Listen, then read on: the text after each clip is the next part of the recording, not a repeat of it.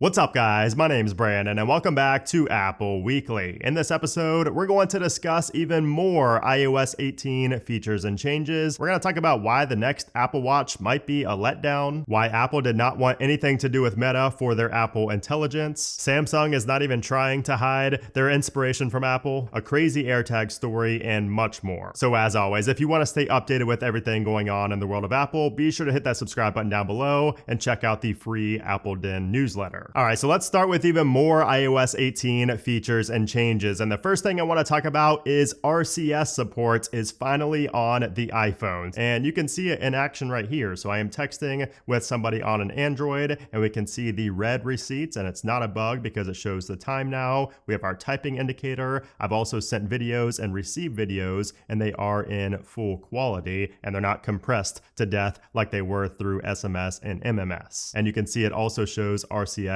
in the text box down there before you start typing. So RCS support has officially been added, and it's actually active on iOS 18 beta 2. Now keep in mind, this does only currently work in the US, and also it's only for Verizon, AT&T, and T-Mobile at the moment. And this does also work with group chats. Of course, we don't have the 160 character limit anymore. We can see tap back emojis. All of that now works with RCS. It's also a little bit more secure. It's not as secure as iMessage because it's not as encrypted and it's not as privacy focused as iMessage is, and that's why the messages are still green, they're not blue, but it is still better. Anything is better at this point than SMS. So this is great to see. In the podcast application, we have a nice addition to the scrubber here. So if you scrub to fast forward or rewind, you can see that the chapter markers now appear. And when you go over these chapter markers, it will show what it is along with the timestamp below. And it will also,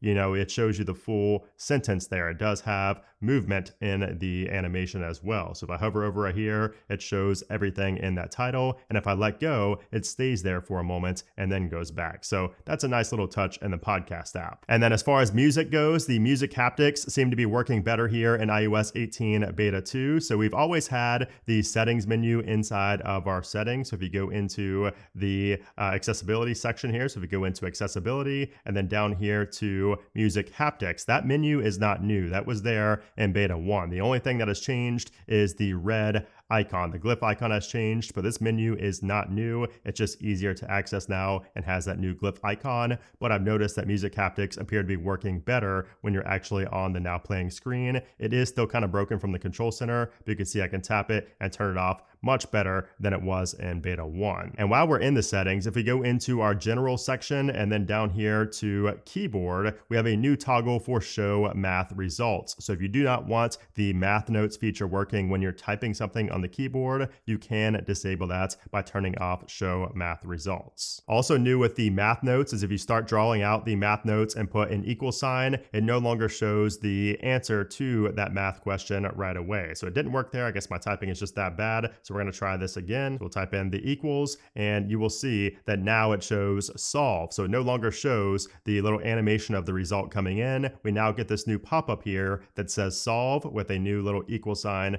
glyph icon there, and it pops out the math problem that you have. And if you press on solve, then it will show you the answer. Now, if you're somebody who uses tinted icons on iOS 18, which is when you go to edit right here and then go to customize, if you go to tinted right here, you will notice that the tinted icons do look a bit better. So you can see there's kind of more depth to the colors, so they look a little bit better. I'm still not a huge fan of the tinted icons. I just like the dark theme. That's my favorite, especially now that we have the App Store fixed in beta 2, but tinted icons are better in beta 2 than they were in beta 1. Now, I did also want to touch on a new lock screen action that I did not cover. So if you go to customize here and then go to the lock screen and then tap on the plus right here, we have a new lock screen toggle. And this one is for quick notes. So if we go down to the notes section, you can see we now have a quick notes option. So you can now tap on the little action down there on the lock screen, and that will invoke a new quick note. So it will pop up right here on the lock screen. You don't even have to go into your device, which is nice. If we head into the wallet application and tap on the plus icon in the top right and go to add a debit or credit card, we have a new UI here. So if you tap on continue, you can see that this UI looks way better than what we had on iOS 17. So we have this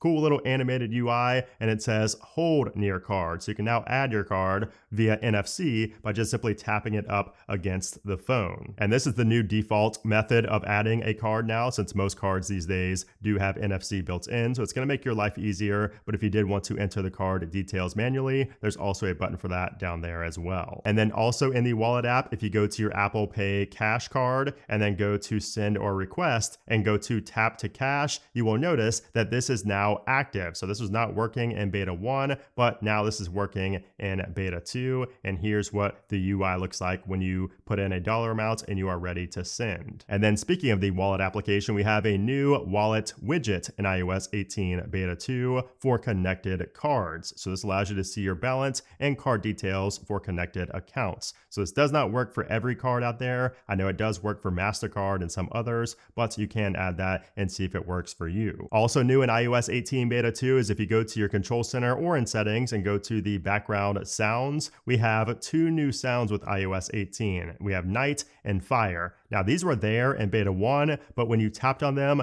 nothing would play. But now in iOS 18 beta 2, they are enabled. So now when you tap on them, you will hear that sound, and they both sound terrific. These are probably my two favorite sounds now of all the background sounds. So definitely try them out if you are a fan of this feature. Also new in iOS and especially iPadOS 18 beta 2 is the ability to format external drives. So this was just recently found this week that in the Files application, if you right click or hold on an external drive and select erase, you now have new options for reformatting the drive. Now in the Photos application, we have a few things I want to talk about. So number one, if you go down to your utilities and you have the hidden and recently deleted albums, before, if you tapped on those, it would just automatically go to scan your face and then you would get access to that hidden or recently deleted album. But now you have to press again to go to view album and then scan your face, and then you'll be let in to the album. So I'm not sure if that's a bug or an intended feature, but that is something new here in beta 2. I also noticed that the animations are smoother in the Photos app in beta 2. So if you go into a photo and then swipe down to go out of it, we just have a much more fluid animation there. Everything just feels a bit smoother. Also, if you go to a photo and if you add a previous photo to an album and then you go to another photo and tap on the share sheet, you now get a prompt to add that photo or video to that same album that you just added the previous photo or video to. And I did also want to ask you guys, just what are your overall thoughts on the Photos app in iOS 18? I asked this over on X or Twitter, and I got a lot of people responding, telling me they did not like the application. So I'm curious to know what you think about the Photos app. Let me know in a comment down below if you like it, why, if you don't like it, why. Also this week, we got a new firmware update for all AirPods. So we have 6F8 as the new firmware version for the AirPods Pro 2nd generation. Now, this update just addresses a security issue that could have allowed an attacker within Bluetooth range to spoof the details of a device that you've previously connected to, and that's going to allow the hacker to gain access to your headphones. So this was very unlikely to happen in the first place, but that is what this update was pushed out for, and that was for all AirPods. Now, as far as bugs go with iOS 18 beta 2, there are quite a few bugs. I think the most obvious one, the most popular bug on iOS 18 beta 2 is the one that you're seeing right now, where the app icons just simply do not show up until you go into it and go out of it, and then you can see we have the icon showing up again. So that was beta 2 in a nutshell. I had that multiple times on my device, and I know a lot of you guys did as well. But overall, aside from that, there are a few other issues, but I think overall it is pretty much on par with beta 1. And I say that because I feel like the animations are better in beta 2 and the overall fluidity is better in beta 2, but the performance is pretty much the same as beta 1, if not even a little bit worse, and we have more UI bugs and UI glitches than we had in beta 1. So I posted a comment on my What's New video for beta 2, just informing you guys, just preparing you to know that beta 2 updates for the 0.0 software, like 17.0, 18.0, the beta 2 of that software is historically, going back multiple years, is historically worse than beta 1. And it looks like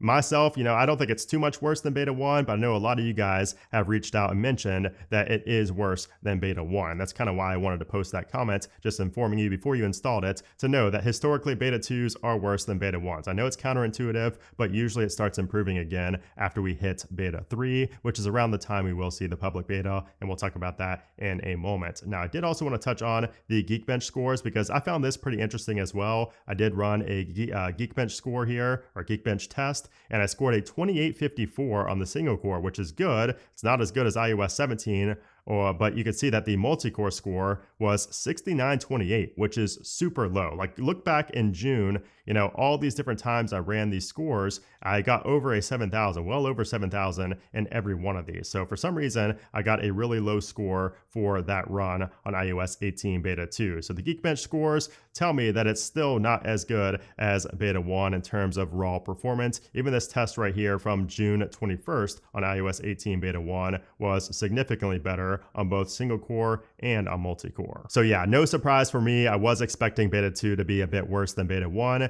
but hopefully we do see that improve with beta 3. Now, as far as the battery life goes, battery life has actually gotten a little bit better for a lot of you guys. I've been seeing your comments. A lot of you guys have said that battery life has gotten better. For me, I feel like it's still similar to beta 1. It might be a tiny bit better, but it's still like not very good. Like, the battery life is still pretty bad on iOS 18 beta 2, which is to be expected. We're on an early beta of a radically different software version than iOS 17 in terms of the control center, the home screen, the new icons, all of that, the Photos app. So battery life, still not great. You can see how I've been doing here over the last 24 hours, and especially the last 10 days, I've been using pretty much 100% of my battery every single day, which is not usually a good sign. I have been on my phone a little bit more than I should be, but still not a great sign when we're seeing that much battery consumption. Okay, so now let's talk about when to expect iOS 18 beta 3. Now, I would expect iOS 18 beta 3 in 2 weeks. So we're looking at the week of July 8th.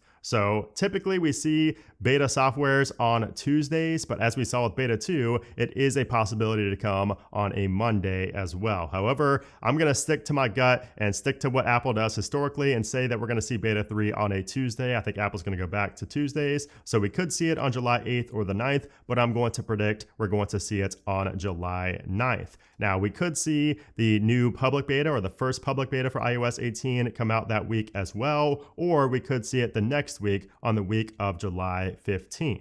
And like I've mentioned before, that's typically when we start to see a much more stable build of iOS 18. Like, it's still going to be in beta, so it's not going to be perfect, but usually around the public beta time is when I say it's fine for everybody pretty much to use on their main device without worrying about too many issues like we have here in beta 2. All right, so now let's move on to the latest Apple news. And let's start with the big news from this week that was really odd news, honestly, because we saw two conflicting reports, and this is related to Meta and Apple. So there was an early report from the Wall Street Journal that said they reported that Apple was in active talks with Meta to integrate their Llama LLM into iOS 18's Apple Intelligence. And everybody thought that was strange because Apple and Meta are very known to be rivals, but it was the Wall Street Journal, so everybody believed it. But then just a couple of days later, Bloomberg came out basically saying that that's not the case, that they're wrong, and those talks are no longer active. But not only that, Apple was never seriously considering a partnership in the first place. And why, you might ask? Well, I'll let you take one guess. Yes, privacy. Apple decided not to move forward with formal Meta discussions, in part because it doesn't see that company's privacy practices as stringent enough. And plus, Apple sees ChatGPT as a superior offering and Google as an easy future partner because of their existing partnership with having that as the default search engine on iPhones, iPads, and everything else. So yeah, big surprise, Apple is not going to be including Meta's Llama LLM into iOS 18 via Apple Intelligence. However, we could still see Gemini and other models get added to iOS 18 or future versions of iOS, and to add on to Apple Intelligence to give users more of a variety of models to choose from, but that's yet to be seen. Okay, so now let's talk about the Apple Watch Series 10 or Apple Watch X, because there's been a lot of hype about this for the past like 2 years or maybe more, because we saw that there was going to be a radical redesign, there was going to be a change to the way that the bands go on, it's going to be magnetic. We heard so many crazy rumors, but it looks like none of that might be happening. And I say this because 91 Mobiles claims to have sourced CAD renders for the Apple Watch X or the Apple Watch Series 10 from industry insiders. And you can see that it just has a larger display. It's a 2-inch display that's similar to the Apple Watch Ultra. It's actually bigger than the Apple Watch Ultra, so it'd be the biggest screen on an Apple Watch, but it doesn't look radically different. It still has the same design, and you can see the little grooves right there. So we have the same watch band, system, it looks like. So doesn't look like we're going to be switching. But if this is true, if this, these CAD renders are true, if they turn out to be legit, then it looks like we might not be getting that magnetic clamp style of Apple Watch bands, at least not this year. So we'll have to wait and see, but I think that's a pretty big letdown for people who've been waiting on a big radical redesign to the Apple Watch. But again, keep in mind, it's still early. We're going to have a lot more leaks and rumors before the actual Apple Watch gets released in September. And then speaking of the Apple Watch, we have to mention the upcoming Galaxy Watch Ultra and the Galaxy Buds 3 Pro, because these just recently got leaked this week, and yeah, they look kind of familiar. They look pretty much just like the Apple Watch Ultra on both the front and the back. I mean, even the colors are like the same. Like Samsung's not even trying to hide it at this point. They're just straight up copying the design from Apple. So that's pretty crazy. And then the Galaxy Buds 3 Pro and the Galaxy Buds 3, the regular version, these also look familiar. They look just like the AirPods. They do have the color coordinated tips, or the bottom are color coordinated for left and right, which I think is a really cool idea. But other than that, very similar to the AirPods as well. So what do you think about these? I will probably be getting these in the studio and comparing them to the Apple products, but I just thought it was funny how blatantly obvious it was that Samsung is ripping off these Apple designs. So the way I see it is Samsung steals Apple designs and Apple steals Samsung features. So both are stealing, just in different ways. It's just pretty funny. But that, of course, is how we get the best of the best, in the tech industry. Everybody takes and gets inspiration from others. So I understand it. I just thought it was funny that it looked so similar to Apple's latest offerings. And then finally, as tradition, we have another crazy AirTag story. And this time we have a busted car heist operation called Operation Hellcat that started with the theft of 2 vehicles at a dealership in Louisiana. And a couple of months after the theft of those 2 vehicles,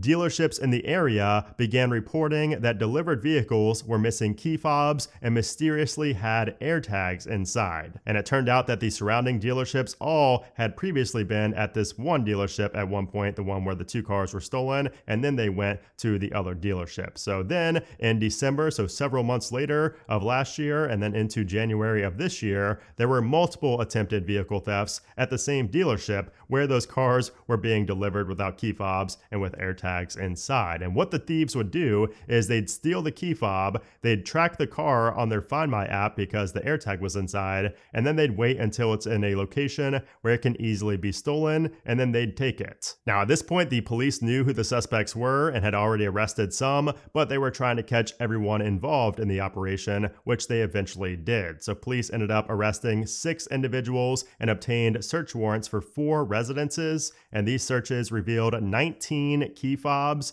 burglary tools, grinders, and 3 additional AirTags, along with evidence of other crimes. The suspects were all arrested and charged with multiple counts, and that dealership has since stopped keeping key fobs inside of the vehicles when in transit or sitting on the lots. So that is crazy, and that's not the first time we've heard of something very similar happening. So just be on the lookout. Even if you work for a dealership or if you work with something of high value, just keep an eye out for random anomalies like the key fob missing and an AirTag maybe being inside of one of those objects. So I hope you enjoyed this episode. If you did, give it a thumbs up. Also subscribe down below so you don't miss out on next week's video. But anyways, guys, thanks for watching, and I'll see you next week.